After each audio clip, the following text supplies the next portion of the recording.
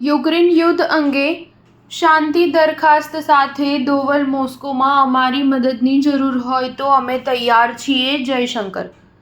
Ukraine યુદ્ધ અંગે વડાપ્રધાન મોદીએ તૈયાર કરેલી શાંતિ દરખાસ્તો લઈ ભારતના રાષ્ટ્રીય સલામતી સલાહકાર અજીત દોવાલ મોસ્કો પહોંચી ગયા છે. તેઓ રશિયાના રાષ્ટ્રીય સલામતી સલાહકાર સાથે મંત્રણા યોજવાના છે. તે પછી દોવલ તે શાંતિ દરખાસ્તો પ્રમુખ પુતિન સમક્ષ પણ રજૂ કરવાના છે. દરમિયાન ભારતના વિદેશ મંત્રી એસ જયશંકરે જણાવ્યું હતું કે યુક્રેન યુદ્ધમાં શાંતિ સ્થાપવાના પ્રયાસોમાં જો ભારતીય જરૂર હોય તો અમે સહાય કરવા તૈયાર છીએ. નરેન્દ્ર મોદીએ તાજેતરમાં યુક્રેનની મુલાકાત દરમિયાન યુક્રેનના પ્રમુખ ઝેલેન્સ્કીને કહ્યું હતું કે શાંતિ સ્થાપવાના પ્રયાસોમાં જરૂર પડે તો ભારત પણ સક્રિય ભૂમિકા ભજવવા તૈયાર છે. તેટલું જ નહીં પરંતુ તેઓ પોતે જ તેમાં સક્રિય રીતે ભાગ લેવા તૈયાર છે. ઉલ્લેખનીય છે કે વિશ્વના બહુ મોટા નેતાઓને રશિયા તેમજ યુક્રેન તેમ બંને સાથે સારા સંબંધો છે. ભારતના વડાપ્રધાન નરેન્દ્ર મોદીએ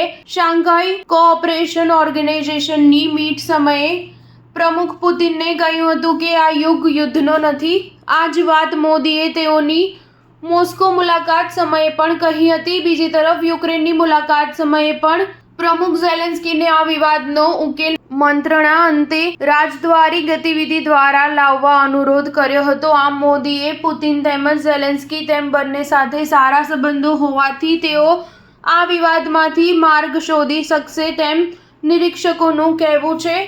પુતિને પોતે જ કહ્યું હતું કે આ વિવાદમાં મધ્યસ્થી તરીકે ભારત, બ્રાઝિલ કે ચીનને સ્વીકારવા તૈયાર છે. બ્રાઝિલનું બહુમતી નથી.